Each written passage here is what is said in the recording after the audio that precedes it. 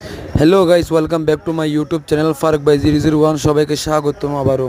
তো আজকে চলে আসলাম গরুর বাজারে বলার জন্য ছন্দ দেখে যাবেন, যদি না লাগে কিছু মন্দ।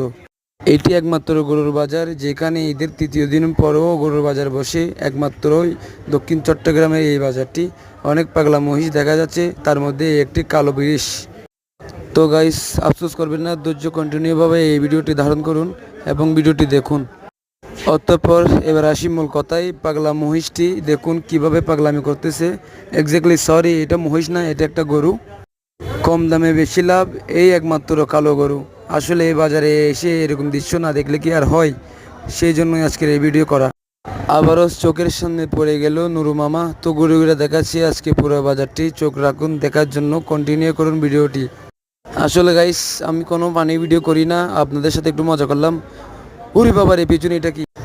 গাইস, আপনারা সবার সাথে মজা করেন, আজকে না হয় আমি আপনাদের সাথে মজা করলাম। তো ভিডিওটি ভালো লাগলে চ্যানেলটি সাবস্ক্রাইব করে পাশে থাকবেন। নিত্য নতুন ভিডিও পেতে আমাকে কমেন্ট করে জানাবেন।